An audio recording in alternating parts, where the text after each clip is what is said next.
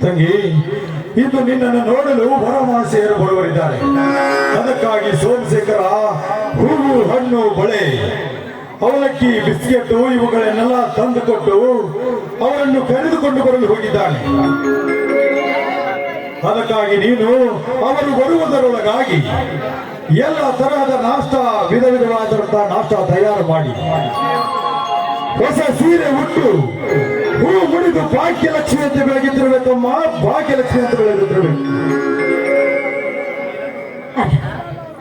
ನೀನನ್ನು ಭಕ್ತಿಯನ್ನು ನೆಚ್ಚಿದೆ. ಅದು ಚಿಕ್ಕಂದಿನಿಂದ ತಾಯಿಯಾಗಿ ತಂದೆಯಾಗಿ ನನ್ನನ್ನು ಸಾಕಿ ಸಲಹಿ ಜೋಪಾನ ಮಾಡಿದ್ರಿ. ಆದ್ರೆ ನಾನು ಮದುವೆ ಮಾಡಿಕೊಂಡು ನಿಮ್ಮನ್ನು ಬಿಟ್ಟು ಹೋಗುವುದಕ್ಕೆ ನನ್ನ ಮನಸ್ಸು ಒಪ್ಪುತ್ತಿಲ್ಲ. ನನ್ನ ಮನಸ್ಸು ಒಪ್ಪುತ್ತಿಲ್ಲ.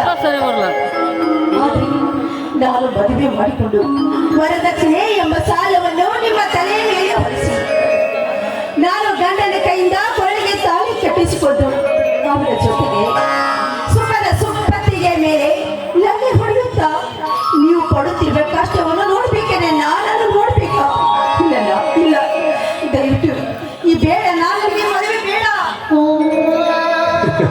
ಹುಚ್ಚಿ, ನೀನಿನ್ನೂ ಚಿಕ್ಕವಳಮ್ಮ, ನಿನಗೇನು ತಿಳಿಯದು.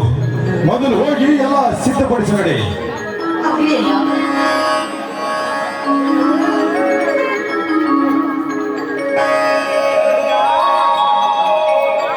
ಅಣ್ಣ, ಅವರು ಬಂದ್ರಣ್ಣ, ಎಲ್ಲವೂ ರೆಡಿ ಇದೆ ತಾನೇ? ಬರಲಿ ಬರಲಿ ಸೋಮು, ಎಲ್ಲ ರೆಡಿ ಇದೆ.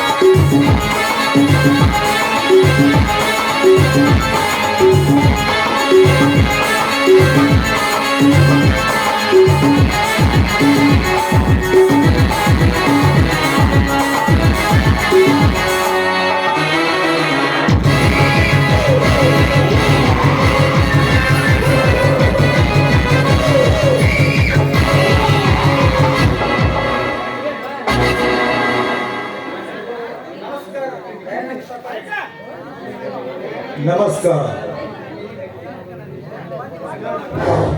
ಇವರೇ ನಿಮ್ಮ ಹಳೆಯ ನಾಗರಾಜ್ ಅಂತ.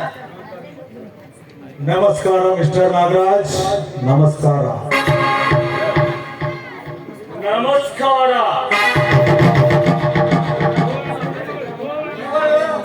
ಇವಳು ನನ್ನ ಹಿರಿಯ ಮಗಳು ಭಾಗ್ಯಶ್ರೀ ಅಂತ. ನಮಸ್ಕಾರ. ಅಂದಾಗೆ ತಾವು ಹಾ ಹೌದು, ನಾನೇ. ಸರಿ, ಬನ್ನಿ ಕುಳಿತುಕೊಳ್ಳಿ.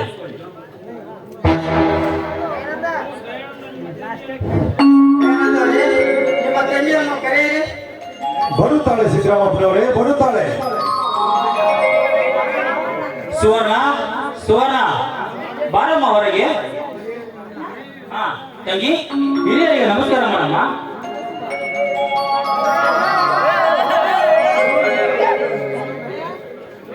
ನೋಡು ನಾಗರಾಜ್, ಇವಳೇ ದಯಾನಂದನ ತಂಗಿ, ಮದುವೆ ಮಾಡಿಕೊಳ್ಳುವ ಹೆಣ್ಣು. ತುಂಬಾ ಮುದ್ದಾಗಿದ್ದಾಳಣ್ಣ. ಮುದ್ದಾಗಿದ್ದಾಳೆ, ಮುದ್ದಾಗಿ ಬೆಳೆಸಿದ್ದಾಳೆ. ಆದರೆ ವಿಧಿವೆ ಅಂತ ಕಾಣುತ್ತದೆ. ವಿಧಿವೆ ಆದರೂ ನಿನಗೆ ತಕ್ಕ ಹೆಂಡತಿ ಆಗುತ್ತಾಳೆ.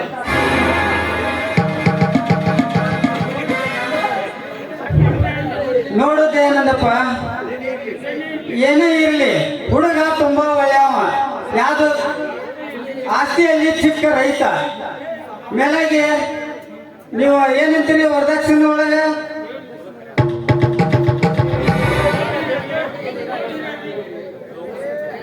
ನೋಡಿ ಹಿರಿಯರೇ, ಲೋಕ ರೂಢಿ ಪ್ರಕಾರ 10 ಲಕ್ಷ ರೂಪಾಯಿ, 20 ತೊಲೆ ಬಂಗಾರ ಹಾಗೂ ಒಳ್ಳೆ ಬಟ್ಟೆ, ವರನಿಗೆ ಒಪ್ಪುವಂತ ವಾಚು ಇವನ್ನೆಲ್ಲ ಕೊಡುತ್ತೇನೆ. ಮದುವೆ ನೀವೇ ಮಾಡಿ ಕೊಡಬೇಕು. ಹಾ ಸರಿ, ವರಮಾಶಯ ಒಪ್ಪಿದರೆ ಒಪ್ಪಲು ಬೇಕಾದರೆ ಒಪ್ಪಲೇಬೇಕಾಗ್ತದೆ. ಅಲ್ಲಿ ಮಾತಿನಲ್ಲಿ ವ್ಯತ್ಯಾಸ ಬಂದರೆ ಋಣ ಸಂಕಲ್ಪ ಇಲ್ಲ ಅಂತೇಳಿ ಹೊರಟು ಹೋಗಿಬಿಡುತ್ತೇವೆ. ಸಿದ್ದರಾಮಪ್ಪನವರೇ, ಹಾಗಾದ್ರೆ ಏನು ನಿಮ್ಮ ಮಾತಿನ ಅರ್ಥ?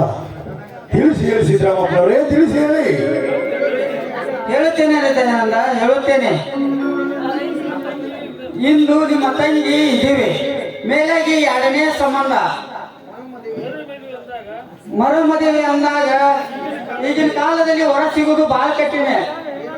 ಏನೋ ಹಿರಿಯ ಪುಣ್ಯದಿಂದ ಇವನು ಹುಡುಕ್ಯಾಡಿ ಮುನ್ನೋಳೆ ಆಗಿದ್ದಾಗ ಹುಡುಕ್ಯಾಡ್ಕೊಂಡು ತೊಗೊಂಬಂದಿನ್ರಿ. ಅದಕ್ಕೆ ನೋಡ್ರಿ, ವಿಚಾರ ಮಾಡಿ. ನಾವು ಹಿರಿಯರ, ನಿಮಗಾದ್ರೂ ಅಷ್ಟೇ, ಅವರಿಗಾದ್ರೂ ಅಷ್ಟೇ. ಬರೋಬ್ಬರೇ ನೋಡಪ್ಪ ನಿಮ್ದು. ಶಾಸ್ತ್ರಗಳೇ, ನೀವು ಸ್ವಲ್ಪ ಸುಮ್ಮನೆ ಕೂತ್ಕೊಳ್ಬಾರ್ದ? ನೋಡಿ, ತಾವು ತಿಳಿದವರು ಇರುತ್ತೀರಿ. ನಮಗೆ ಇರುವುದು ಕೇವಲ 20 ಕೂರಿಗೆ ಜಮೀನು ಮಾತ್ರ. ಅದರಲ್ಲಿ ವರದಕ್ಷಿಣೆ, ವರೋಪಚಾರ, ಈ ಮದುವೆ ಖರ್ಚಿಗೆ ಅಂತ 10 ಕೂರಿಗೆ ಮಾರಿದರೂ ಸಾಲದು. ಇನ್ನು ಉಳಿದ 10 ಕೂರಿಗೆಯನ್ನು ನನ್ನ ತಂಗಿಯ ಗಂಡನಿಗೆ ಕೊಟ್ಟರೆ ನಮಗೇನು ಉಳಿಯುತ್ತದೆ ಮಣ್ಣು? ಸ್ವಲ್ಪ ನೀವೇ ವಿಚಾರ ಮಾಡಿ. ಸಿದ್ದರಾಮಪ್ಪನವರೇ, ನನ್ನ ಮಾತಿಗೆ ಒಪ್ಪುವುದಾದರೆ ನನ್ನ ಒಪ್ಪಿಗೆ. ಹೊರಟು ಹೋಗೋಣ ಬನ್ನಿ. ಸಿದ್ದರಾಮಪ್ಪನವರೇ, ಗಂಡು ಜಾತಿ ಮನಸ್ಸು ಮಾಡಿದರೆ ಇಂಥ 10 ಪಟ್ಟು ಆಸ್ತಿ ದುಡಿದು ಗಳಿಸಬಹುದು. ಆದರೆ ತಂಗಿ ಎಂಬ ಬಂಗಾರ ಪಡೆಯಬೇಕಾದರೆ ಅದಕ್ಕೂ ಪುಣ್ಯ ಮಾಡಿರಬೇಕು. ಹೇಗಾದರೂ ಸರಿ, ನನ್ನ ತಂಗಿ ಸುಖವಾಗಿರುವಳೆ ಅಂದ್ರೆ ಅಷ್ಟೇ ಸಾಕು. ಆಗಲಿ ಶಿವ. ಅಣ್ಣ, ಯಾಕೆ ಈ ರೀತಿ ದುಡುಕುತ್ತಿರುವೆ? ಸ್ವಲ್ಪ ವಿಚಾರ ಮಾಡಿ ಮಾತು ಕೊಡೋಣ. ನನಗೇಕೋ ಇದರಲ್ಲಿ ಸಂಶಯ ಕಾಣುತ್ತಿದೆ. ನೋಡು ಸೋಮು, ಮಾತು ಆಡಿದ್ರೆ ಆಯ್ತು, ಮತ್ತು ಒಡೆದ್ರೆ ಹೋಯ್ತು.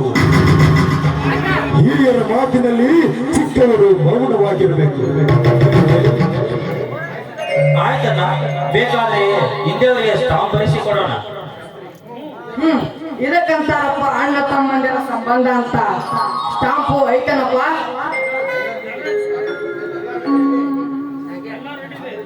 ಎಲ್ಲ ರೆಡಿ ಇದೆ. ಆದರೆ ಮದುವೆಗೆ ಪೂರ್ವದಲ್ಲಿ ವರದಕ್ಷಿಣೆ, ವರೋಪಚಾರಗಳು ನನ್ನ ಕೈಗೆ ಸೇರಿದರೆ ಮಾತ್ರ. ಅದು ಅಲ್ಲದೆ ಹಿಂದೆ ಕೂಡ ಸ್ಟಾಂಪ್ ಬರೆದು ಕೊಡಬೇಕು.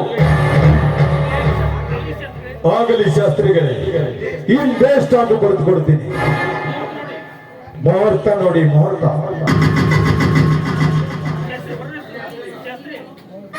ವರನ ಹೆಸರೇನು?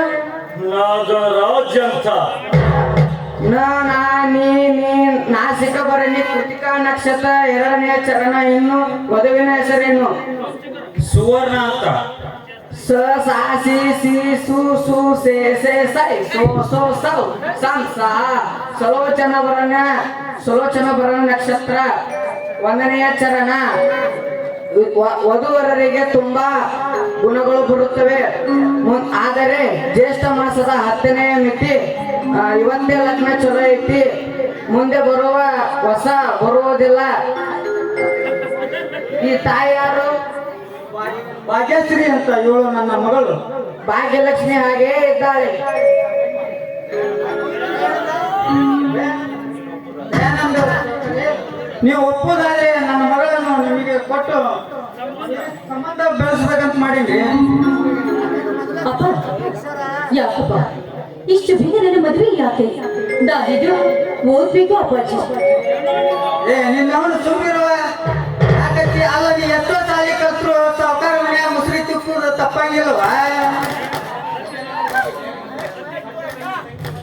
ಸಿದ್ದರಾಮಪ್ಪನವ್ರೆ, ಸದ್ಯ ನನ್ನ ತಂಗಿ ಮದುವೆ ಮುಗಿಯಿತು. ನೋಡಿದ್ರಾಯ್ತು. ಅಣ್ಣ ನೋಡಲು ತುಂಬಾ ಚೆನ್ನಾಗಿದ್ದಾಳೆ. ಅದು ಅಲ್ಲದೆ ಓದಿದ್ದಾಳೆ ಮತ್ತು ಈ ನಮ್ಮ ಮನೆತನಕ್ಕೆ ಹೊಂದಿಕೊಂಡು ಹೋಗುತ್ತಾಳೆ. ನೋಡೋಣ, ಸುಮ್ಮನೆ ವಿಚಾರ ಮಾಡದೆ ಹ್ಞೂ ಅಂದ್ಬಿಡೋಣ. ನೀವು ಕೊಟ್ಟ ಹಾಗೆ ಅವರು ಕೊಡುತ್ತಾರೆ ಅಲ್ವೇನ್ರಿ ಸಿದ್ದರಾಮಪ್ಪನವ್ರೆ? ಬ್ಯಾಡಪ್ಪ ಬ್ಯಾಡ. ಅವ್ರದೆಲ್ಲ ಕಿರ್ಸಿಯರ್ ಐತಿ, ಸ್ಕಾರ್ಪೋ ಐತಿ. ನಾವು ಏನೈತ್ರಿ ಒಂದು ಹುಡಿ. ನಾವು ಅವರು ಬೆಳ್ತಿದ್ವಿ, ಕಿಮ್ಮತ್ ಆಗಕ್ಕಿಲ್ಲ.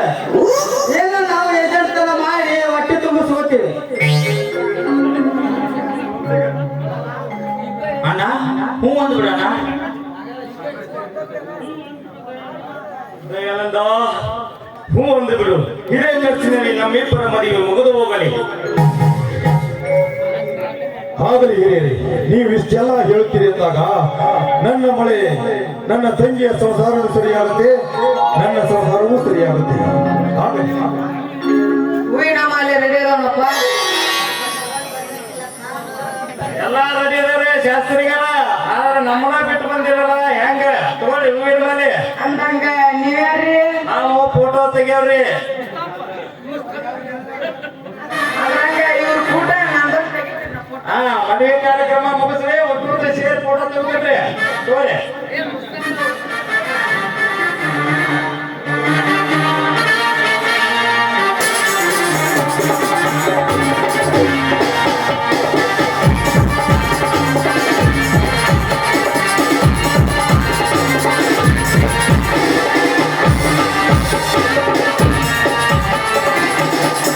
ಸರಿ ದೌಡ, ಎಷ್ಟು ಲೇಟ್ ಮಾಡಾಕತ್ತಾರಲ್ಲ ಇವ್ರು? ಯಾಕೆ? ಸಿದ್ದರಾಮಪ್ಪ, ಅವಸರ ಮಾಡಬೇಡಪ್ಪ. ಮದುವೆ ಅಂದ್ರೆ ಅದೇ ಆಗುದಿಲ್ಲ, ಸ್ವಲ್ಪ ಸಮಾಧಾನ ಇದೆ. ಇರ್ಲಿ ನನ್ನ ತಂಗಿ ಈಗ ಎಲ್ಲ ರೆಡಿ ಆಗಿ ಬರುತ್ತಲ್ಲ, ಸ್ವಲ್ಪ ಸಮಾಧಾನ ಇರ್ತಾವ, ಭಾಳ ಜಾಸ್ತಿ ಹೋಗ್ಬೇಡ. ತಡ್ಕೋತೀವಿ. ಮತ್ತೆ ನಮಗೆ ಕ್ಯಾಸ್ ಮರಿಬೇಡ್ರಿ. ಮತ್ತೆ ಅಲ್ಲಿ ಹಿರಿಯರು ಹೇಳ್ಯಾರಲ್ಲ, ಎಲ್ಲ ನೆನಪೋಯ್ತಿಲ್ಲ.